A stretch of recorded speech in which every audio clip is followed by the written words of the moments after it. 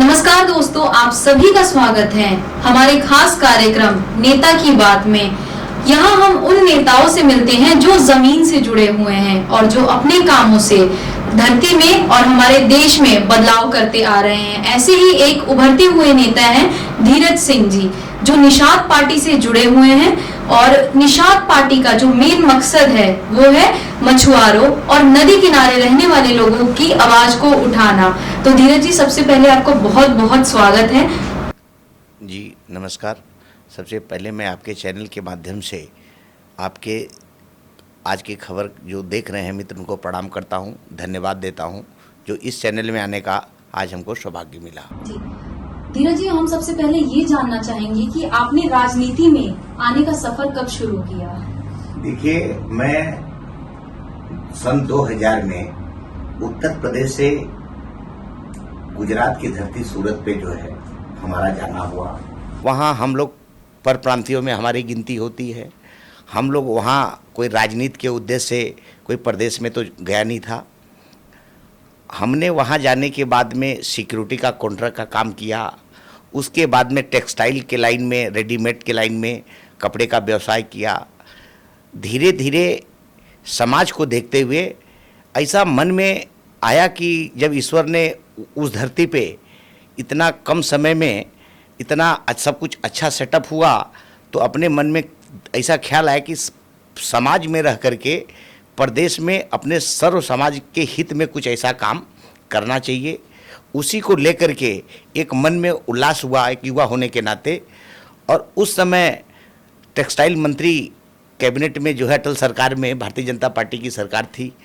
केंद्रीय मंत्री जो है काशीराम राणा साहब से हमारी मुलाकात हुई और उनके नेतृत्व में धीरे धीरे मैंने राजनीति में आना, समाज के कार्यों में चढ़ बढ़ कर हिस्सा लेना चालू किया।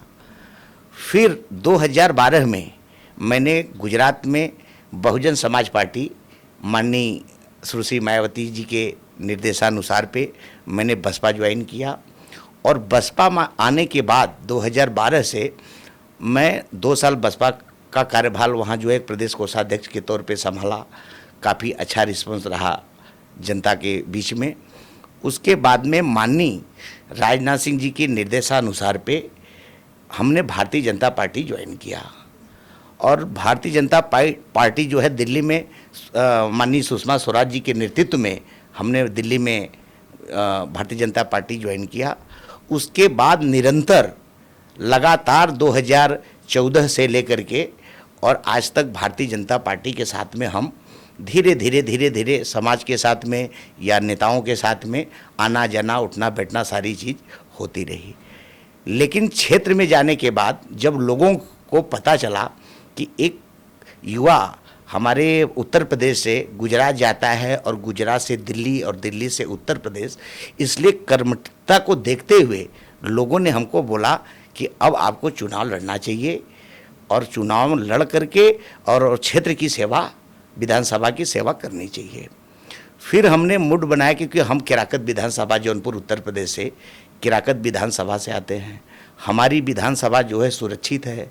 अब सुरक्षित होने के नाते हम चुनाव लड़ नहीं सकते, क्योंकि लोकसभा और विधानसभा हमारा दोनों जो है सुरक्षित है। इसलिए मैंने पार्टी को डॉक्टर संजय निषाद जी के साथ में हमारी मुलाकात हुई।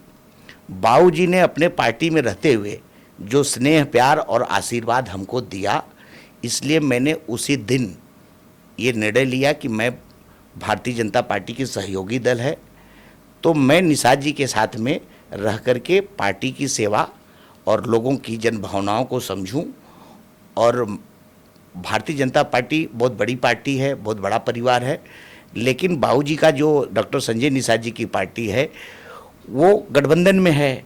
तो मैं अपनी बातों को या जनता की बातों को मैं बाबू जी तक पहुंचा सकता हूं। बाबू जी के माध्यम से जो भी लोगों का काम है वो हो सकता है, क्योंकि बाबू जी भारतीय जनता पार्टी के साथ में गठबंधन है, माननीय प्रधानमंत्री जी के, माननीय योगी जी के कैबिनेट में मंत्री हैं।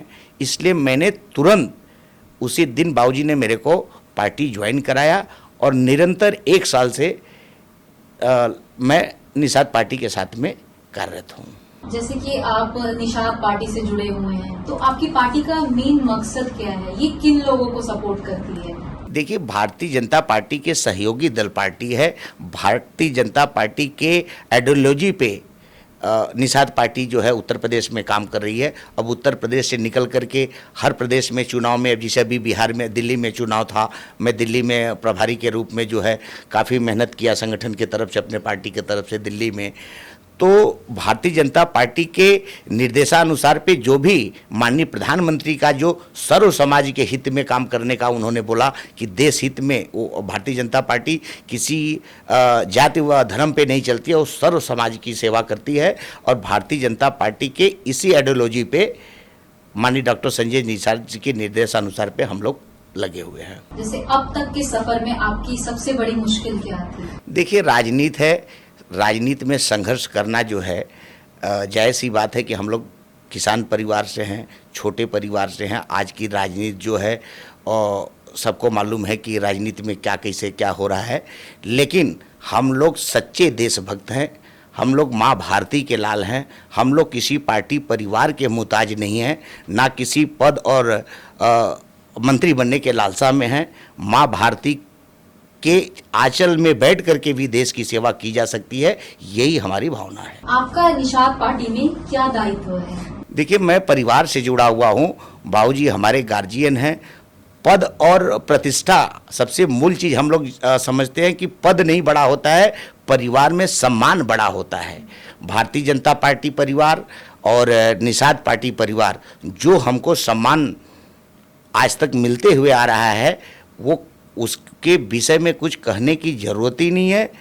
एक कार्यकर्ता के तौर पे भारतीय जनता पार्टी के साथ में भी और निषाद पार्टी परिवार के साथ में एक छोटा सा कार्यकर्ता बन करके आज तक का सफ़र मैंने तय किया है और इसी तरीके से आगे करता रहूँगा, यही हमारा कहना है। आने वाले समय में आपका क्या लक्ष्य है, ये आप थोड़ा हमारे दर्शकों को बता सकेंगे? देखिए, मैं अभी आपको बताया कि जो भारतीय जनता पार्टी परिवार में और निषाद परिवार में जो अभी तक का हमारा कद है, वो पद को लेकर के कोई कद नहीं है। इसलिए परिवार में मैं एक छोटा सा कार्यकर्ता बन करके जो लोगों की सेवा कर रहा हूँ, निरंतर ऐसे करता रहूँगा। और आगे मैं अभी निषाद पार्टी माननीय डॉक्टर संजय निषाद जी के साथ में हूँ। 2027 का चुनाव है और मैं बाबूजी को ये बात कहा हूँ कि अगर मौका मिलेगा तो मैं 2027 का चुनाव जफराबाद विधानसभा, जौनपुर में जो है जनरल सीट है, हमारे बगल का विधानसभा है, और अगर हम लोगों को गठबंधन में बाबूजी ने मेरे को आश्वासन दिया है कि अगर भारतीय जनता पार्टी हमको वहाँ की सीट देगी तो मैं 100% चुनाव मैदान में आपको लाऊंगा, ऐसा हमारा कहना है। और फिर भी मैं बताना चाहता हूं कि भारतीय जनता पार्टी में भी मैं काफ़ी समय से सक्रिय रहा हुआ हूं और सारे हमारे जो पार्टी परिवार के पदाधिकारी लोग हैं, नेता लोग हैं, सब ने हमको सम्मान, प्यार और आशीर्वाद आज तक दिया है।